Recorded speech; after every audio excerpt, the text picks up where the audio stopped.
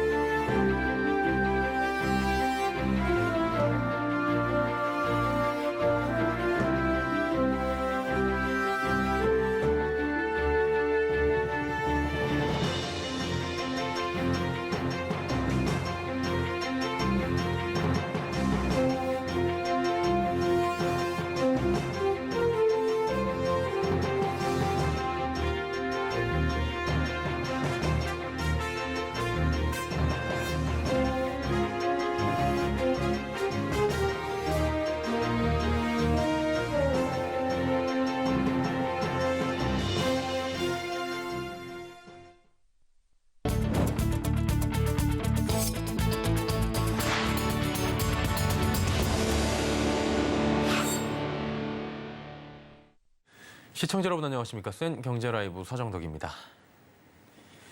강남과 강북에서 올해 서울 최대 규모의 분양이 시작됩니다. 차갑게 얼어붙어 있는 청약시장을 녹일 수 있을지 이 성패에 대한 관심이 쏠리는데요. 서청석 기자와 이재영 기자가 그 현장에 직접 다녀왔습니다. 공사 중단 사태를 겪는 등 부침이 많았던 올림픽파크 포레온이 견본주택을 열고 본격적인 분양에 나섰습니다. 추운 날씨에도 불구하고 관람 시작 전부터 많은 사람들이 줄을 서서 견본주택 입장을 기다렸습니다. 모집 공고 이후부터 많은 사람들이 방문을 원했지만 코로나19 등 안전상의 이유로 방문은 사전 예약제로 운영됐습니다. 사전 예약 단 4일 만에 약 13,000여 팀이 방문 예약을 할 정도로 수요자들의 관심이 뜨거웠습니다. 견본주택을 방문한 관람객들은 연신 자신들이 원하는 타입의 평형을 꼼꼼하게 살펴보기도 하고 전체 모형도를 통해 동별 입지 조건을 확인하는 등 열띤 모습을 보였습니다. 특히 견본주택 내부에 이른바 옆집뷰로 논란이 됐던 84E형의 주방 표본 모형이 설치돼 방문객들의 눈길을 끌었습니다. 서울 강동구 둔촌주공을 재건축한 올림픽파크 포레오는 약 1만 2천 가구 규모의 일반 분양 물량이 5천 가구에 육박하는 역대급 재건축 사업입니다. 이 단지의 청약 성적에 따라 침체된 시장 분위기가 반전될 수도 반대로 더 깊은 수렁에 빠져들 수도 있어 투자자들과 업계의 관심이 집중되고 있습니다. 최근 분양 시장이 많이 악화되고 있는 상황에서도 매우 우수한 주거 입지에 위치하고 있기 때문에 분양성에 대해서는 낙관하고 있는 상황입니다. 특히 업계에서는 이 단지에서 미분양, 미계약이 발생할 가능성은 크지 않다고 보고 있습니다. 서울, 특히 강남권에서 나오는 마지막 대단지라는 점과 기존 인프라가 뛰어나다는 점이 좋은 평가를 받고 있기 때문입니다. 청약은 이달 5일 특별 공급을 시작으로 6일부터 일반 공급이 시작되며 당첨자는 15일 발표되고 정당 계약 기간은 다음 달 3일부터 17일까지 15일간 진행됩니다. 올림픽파크 포레온은 강남권을 대표하는 입지와 대규모 단지라는 점에서 분양 성패에 대한 관심이 쏠리고 있는데요. 강북에서도 3,000세대에 육박하는 대규모 단지가 분양에 나서 눈길이 모이고 있습니다. 저는 지금 장의자이 레디언트 견본주택 앞에 나와 있습니다. 영하권의 추운 날씨에도 불구하고 많은 사람들이 방문했는데요. 그만큼 높은 관심도를 느낄 수 있습니다. 얼어붙은 청약시장 속에서도 견본주택 오픈 첫날인 오늘 하루 약 2,000명의 관람객들이 다녀갔는데 사람들은 입지와 가격, 평형 등을 꼼꼼히 따져보는 모습이었습니다. 학군이 좀 가장 1순위로 중요하다고 생각을 하고 금액적인 부분이랑 그다음에 이런 교통 역세권 같은 것도 중요하다. 네, 향후 미래 가치를 가장 중요하게 생각합니다. 이 단지는 총 1,130가구를 일반 분양합니다. 올림픽파크 포레온보단 적지만 서울에 흔치 않은 대단지라 분양시장 대어로 꼽힙니다. 두 단지는 강북과 강남이라는 입지와 분양가 차이가 있는 만큼 주거지 선호도와 자금 사정에 따라 수요자들의 선택지가 갈릴 것으로 보입니다. 올림픽파크 포레온의 경우 전용 면적 59제곱미터의 분양가가 10억 원을 웃도는데 이보다 넓은 장위자의 레디언트의 전용 84제곱미터가 비슷한 수준입니다. 중도금 대출 허용 여부도 수요자들 선택을 가를 요인 중 하나로 꼽힙니다. 최근 정부는 아파트 중도금 대출 허용 분양가를 기존 9억 원에서 12억 원으로 확대 완화했습니다. 장위자의 레디언트의 경우 전타입이 이번 정책의 수혜를 누릴 수 있습니다. 장위자의 레디언트는 오늘 6일 특별 공급을 시작으로 청약이 시작되며 당첨자 발표는 16일입니다. 두 단지는 당첨자 발표일이 다르기 때문에 중복 청약도 가능합니다. 서울경제TV 이지영입니다. 지금은 에너지 전쟁 시대라고 합니다. 4차 산업혁명과 함께 광물 자원의 중요성이 커지고 있는 건데요. KOTC 상장사 인동첨단 소재가 미국 GGI와 손을 잡고 볼리비아 리튬 채굴에 나선다는 소식입니다. 볼리비아는 전 세계 3대 리튬 광산 중에 하나로 꼽히고 있죠. 김혜영 기자가 두 기업의 회장을 직접 만나 자세한 이야기를 들어봤습니다. 인동첨단 소재가 볼리비아 리튬 프로젝트에 뛰어들었습니다. 향후 5년간 121만 톤의 리튬 채굴권을 획득한 겁니다. 리튬은 하얀 석유로 불리며 2차 전지 핵심 소재로 꼽힙니다. 1차로 약 13% 정도인 121만 톤, 리튬 가격으로 환산하면 약 121조, 그 정도를 먼저 시작하게 됩니다. 산자부 승인을 얻은 우리나라 2호 업체이고 폭발적으로 이 전기차 시장이 성장을 하면서 리튬 수요는 아무리 많이 채굴을 해도 부족한 상황입니다. 이번 사업은 미국의 GGI와 조인트 벤처를 설립해 진행됩니다. 지분율은 인동첨단 소재가 44.2%, 미국의 GGI가 55%입니다. 미국 전기차 충전 관련 사업과 태양광 발전 사업을 영위하는 GGI는 볼리비아 우유니 사막에 900만 톤의 리튬 광업권을 보유하고 있습니다. 이 가운데 13%에 달하는 121만 톤의 채굴권을 인동첨단 소재가 갖게 된 겁니다. GGI가 인동첨단 소재와 손을 잡은 건 2차 전지 배터리 사업을 염두한 포석입니다. 인동첨단 소재의 배터리 밸류 체인을 높게 평가한 겁니다. 인동첨단 소재는 자회사 FIC 신소재와 유로셀 삼각편대를 통해 소재부터 완제품까지 배터리 제조 기술을 보유하고 있습니다. 특히 FCI 신소재는 2세대 배터리의 핵심 기술인 실리콘 음극재 제조 기술을 보유하고 있고 유로셀은 대용량 배터리 기술 개발을 마치고 상용화 단계에 있습니다.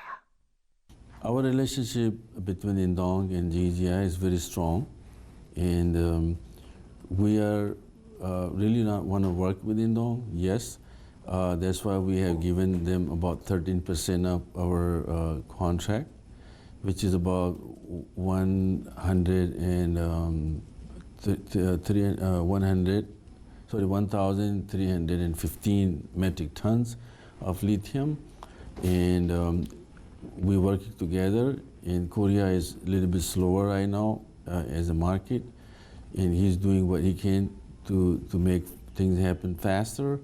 And we really hoping to get our timeline in middle of next year.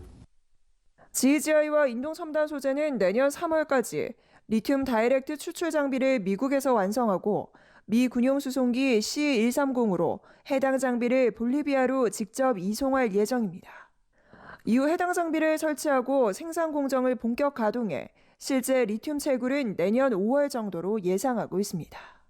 한편 GGI는 미국 애리조나주에 향후 1년 6개월 안에 2차 전지 배터리 라인을 완공할 계획입니다. 이와 함께 인동첨단 소재에 대한 투자도 고려하고 있습니다. 서울경제TV 김혜영입니다. 음마아파트 일부 주민들이 재건축 사업과 연관성이 없는 정의선 현대차그룹 회장이 한남동 자택 앞에서 시위를 벌이며 통학하는 어린이들의 안전을 위협하고 있다고 합니다. 음마단지 외벽엔 최근 참사가 났던 이태원을 거론하며 이해하기 힘든 현수막도 내걸었는데요. 이러한 도를 넘는 집단 행동에 급기야 음마아파트 재건축을 취소라는 목소리까지 나옵니다. 성낙윤 기자입니다. 재건축 허가 취소해라. 본인들 잘 살자고 다른 동네 주민들을 못 살게 구는 건가? 선을 넘었다. 재건축을 추진 중인 음마아파트 주민들의 선 넘은 집단 행동을 두고 인터넷 커뮤니티를 중심으로 비판의 목소리가 쏟아지는 분위기입니다. 은마아파트 재건축 추진위원회를 포함한 일부 주민들은 GTX-C 노선이 지하를 관통하면 안전을 보장할 수 없다며 20일째 정의선 현대차그룹 회장 집 앞에서 시위를 벌이고 있습니다. 현장에 나가보니 이들은 빨간 머리띠를 메고 피켓을 들며 구호를 외치기도 합니다. 집회 소음이 지속되자 이 지역 주민들은 용산구청에 집회 소음으로 인한 민원을 접수하기도 했습니다. 특히 한남동 주민들은 통학 어린이들의 안전을 걱정하는 모습입니다. 여기에 은마아파트 외벽엔 이태원 참사를 빗댄 글귀가 적힌 현수막이 걸렸다 철거되기도 했습니다. 영정 사진을 연상케 하면서 일반 시민들도 불쾌함을 느꼈기 때문입니다. 일부 시민들은 은마 재건축과 이태원 참사는 아무런 연관도 없는 무리한 의사표현이란 지적입니다. 일각에서는 은마아파트 재건축 반대위원회를 만들어야 한다는 목소리도 나옵니다. 은마아파트 재건축 추진위원회 관계자는 현 상황을 컨트롤할 수 있는 사람은 정의선 회장뿐이라며 주민들에게 피해가 가지 않도록 최선을 다하고 있다고 해명했습니다. 서울경제TV 성나균입니다. 지난 10월 은행권의 기업 대출 규모가 급증한 것으로 나타납니다. 회사채 시장 위축으로 자금 조달이 힘들어지면서 은행으로 자금이 몰린 탓인데요. 11월, 12월 이 모두 대출은 더 크게 늘어날 것으로 전망됩니다. 김미현 기자입니다. 올해 10월까지 기업이 은행에서 새로 빌린 돈은 103조 5천억 원. 지난해 같은 기간과 비교하면 규모가 20조 원 가까이 늘었습니다. 특히 지난 10월 한 달 만에 13조 7천억 원 늘었습니다. 10월 기준으로 2009년 통계 작성 이래 역대 최대 증가폭입니다. 기존 최대치였던 지난해 10월보다도 3조 원 급증했습니다. 회사채 시장이 위축되면서 직접 자금 조달에 어려움을 겪는 기업들이 은행 대출로 몰려들고 있어서입니다. 회사채 금리가 1년 새 2배 이상 뛰면서 대기업도 금리가 더 저렴한 은행으로 발길을 돌렸습니다. 회사채는 신용등급 AAA인 한국전력이 금리가 5%가 넘는 금리로 발행했습니다. BBB 등급이라면 10%가 넘는 금리로 발행해야 한다는 의미입니다. 아직 공식 집계 전이지만 지난달 은행 기업 대출 역시 큰 폭 증가했을 것으로 보입니다. 회사채 발행이 계속 부진했는 데다 금융당국도 금융지주 회장과 은행장을 불러 모아 대출 등의 기업 지원 협조를 당부했기 때문입니다. 특히 이런 추세는 12월까지 이어질 것으로 업계는 내다보고 있습니다. 일단 기업 대출 자체는 11월에도 전월 대비해서 늘었거든요. 지금 추세가 기업 대출에 대한 수요가 사그라들 것 같지는 않은데요. 문제는 치솟고 있는 대출금리. 지난달 은행권 기업 대출금리는 5.27%로 2012년 이후 처음 5%대로 진입했습니다. 지난 9월보다 0.61%포인트가 오르면서 외환 위기였던 1998년 1월 이후 가장 높은 상승폭을 기록했습니다. 아직 연체율 상승 지표는 보이지 않고 있지만 경기 침체가 길어질 경우 대출 부실 문제가 생길 수도 있어 상황을 예의주시해야 한다는 목소리가 높습니다. 서울경제TV 김미연입니다. 고물가와 고금리, 고환율, 이른바 3고 시대에 있는 중소기업계가 정부의 제도 개선을 요구하는 목소리를 키우고 있습니다. 최근 화물연대 파업 이후 수출 판로 단절 등 직접적 피해가 발생하고 있는 만큼 시장 전반에 미치는 파장이 커질 것이란 우려가 나오는데요. 설석용 기자입니다. 중소기업계가 경제위기 극복을 위한 정부의 대안 마련을 촉구하고 나섰습니다. 중소기업중앙회는 오늘 추경호 경제부총리 겸 기획재정부 장관을 초청해 중소기업들의 애로사항에 대해 논의하는 간담회를 개최했습니다. 중소기업계는 이른바 3구 시대 속에 대출과 보증, 납품단가 연동제 등 정부의 기존 정책 기준에 대한 제도 개선이 절실하다고 호소했습니다. 또 중대재해처벌법 처벌 수준 완화와 월 단위 연장근로 도입 등 10건은 서면 건의로 전달했습니다. 특히 최근에 원자재 가격과 인건비가 급격히 오르면서 공공기관에 납품하는 중소기업들이 적자를 보고 있는데 정부가 기업을 도와주기 위해서 만든 제도가 오히려 중소기업에게 손해가 되는 상황입니다. 특히 최근 화물연대 파업으로 인해 수출길이 막히고 해외 거래처 주문이 단절되는 등 중소산업계의 피해가 점점 커지고 있다고 설명했습니다. 추경호 부총리는 현재 경제 상황을 엄중한 상황이라고 진단하며 화물연대 파업과 관련해선 정부의 엄중 대응을 재차 강조했습니다. 명분 없고 정당성이 없는 이런 집단 행동이 계속이 된다면은 우리 경제 위기의 극복도 저는 불가능하고 대한민국의 기업, 경제, 미래가 없다고 생각합니다. 화물연대는 하루빨리 집단 운송 거부 사태를 철회하고 빨리 현장으로 복귀해 주실 것을. 그러면서 추 부총리는 비상수동 대책 마련 등을 통해 기업 피해를 최소화하겠다고 말했습니다. 복합적인 경제 악재에 직면한 중소기업계의 곡소리가 커지고 있습니다. 서울경제TV 설수경입니다.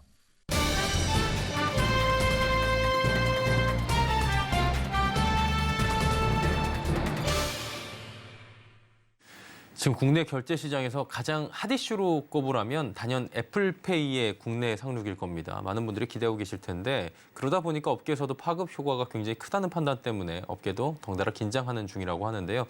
하지만 어제 출시될 것이라는 예상과 다르게 돌연 감감무소식이라고 합니다. 그렇다면 향후 전망은 어떤지, 업계의 대응은 어떤지 금융부의 김수빈 기자와 함께 이 이야기 다뤄보도록 하겠습니다. 어서 오세요. 안녕하세요. 예. 30일 정식 출시된다는 기사들이 쏟아졌었는데 그러다 보니 어제 출시되는 거는 당연시하게 여겨졌었거든요. 근데 이게 어떻게 된 거죠? 네, 어제부터 국내 애플페이 서비스가 시작될 거란 예측은 빗나갔습니다. 예. 시장에서는 애플페이가 손을 잡은 현대카드 약관이 유출됐었는데요. 여기에 서비스 출시일이 11월 30일로 기재가 돼 있었기 때문입니다.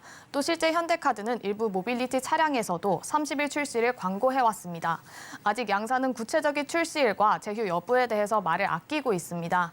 다만 실제 금융감독원이 현재 애플페이 약관 심사를 진행 중인 것으로 알려졌습니다. 즉 심사 중이라는 건 어찌됐든 국내 출시가 기정사실화되는 것은 맞다고 보는 분위기입니다.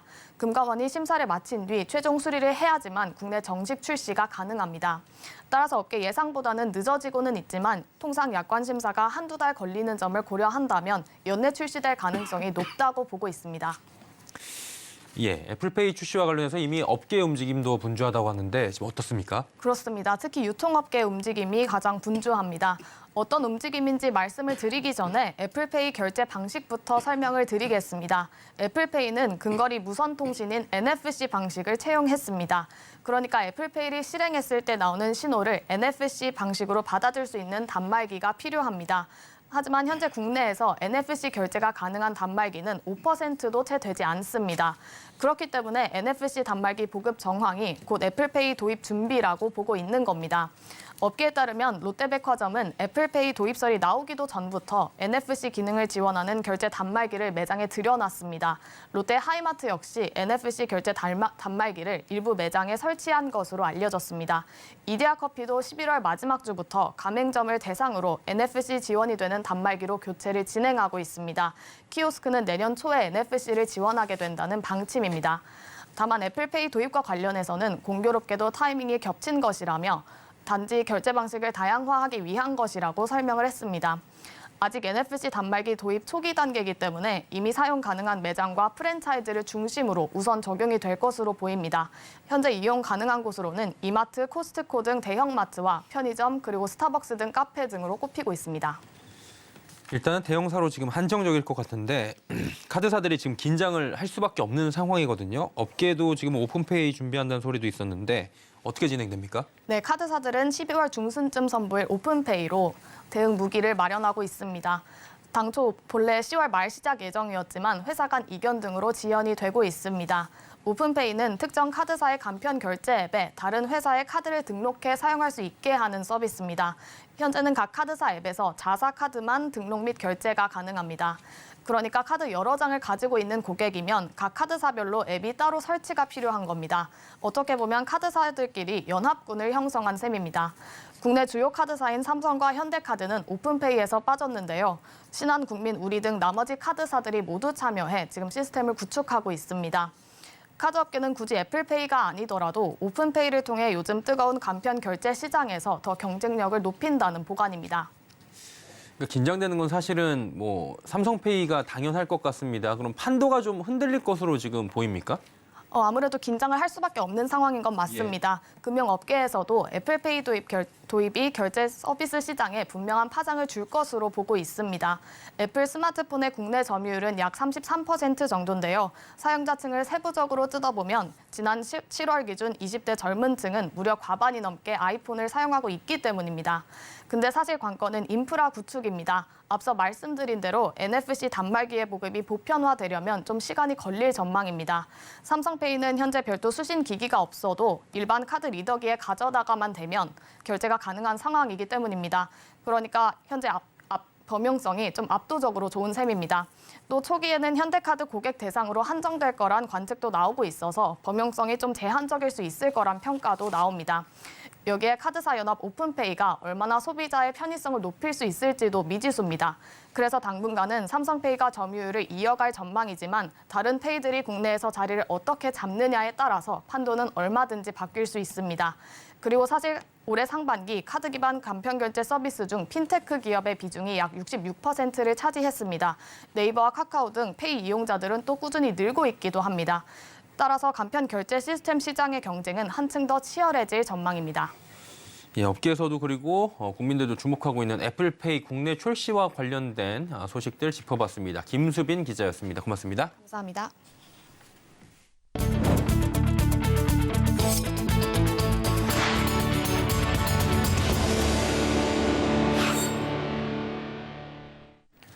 중소기업중앙회가 오늘 167만 명의 소상공인 안전망으로 자리매김한 노란우산 출범 15주년 기념 행사를 열었습니다. 이 자리에선 노란우산 고객센터에서 우수 직원 등 제도 발전에 기여한 유공자에 대한 표창장 수여, 또 노란우산 가입자와 전문가의 의견을 수렴해 제도 개선에 반영하기 위한 지역고객권익보호위원회 위원장 위촉식이 진행됐습니다.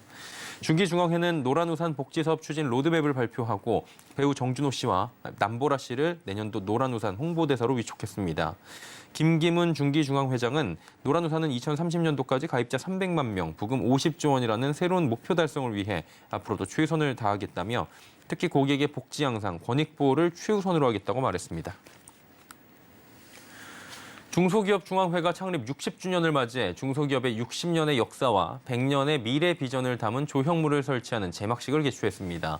이번에 설치된 조형물을 떠오르는 빛은 국내외에서 왕성한 작품 활동을 하고 있는 정정주 작가의 작품으로 60개의 빛의 층이 쌓인 형태로 제작됐습니다.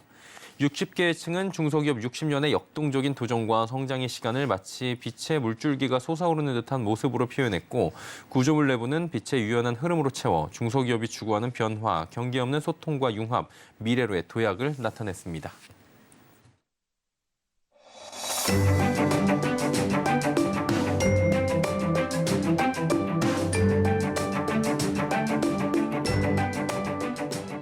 안녕하세요. K웨더 라이프스타일 예보 박서훈입니다. 어제 새벽부터 한겨울 추위가 찾아와 지금도 영하권의 날씨를 보이고 있는데요. 이 한파는 내일 아침까지 이어진 후 내일 낮부터는 조금 누그러들겠습니다. 내일 서울의 아침 기온 영하 7도로 오늘보다 조금 높게 시작하겠고 낮에는 영상 3도를 보이겠습니다. 하지만 여전히 평년보다 기온이 한참 낮은 추운 날씨이므로 건강관리에 유의하시기 바랍니다. 내일 강원 영동과 남부지방은 대체로 맑겠고 중부지방은 구름 많다가 점차 흐려지겠습니다. 한편 서해안과 서해 5도 일부 지역에는 눈이나 비가 내리고 있는 곳도 있는데요. 충남 서해안과 전라 서해안, 제주 산간, 그리고 서해 5도에는 내일까지 총 1에서 5cm의 눈이 쌓일 것으로 예상됩니다. 다음은 자세한 지역별 내일 기온입니다. 중부지방의 내일 아침 기온 서울과 수원 영하 7도, 춘천 영하 11도로 한파가 이어지겠고 한낮에는 서울과 춘천 3도로 추위가 조금 누그러들겠습니다.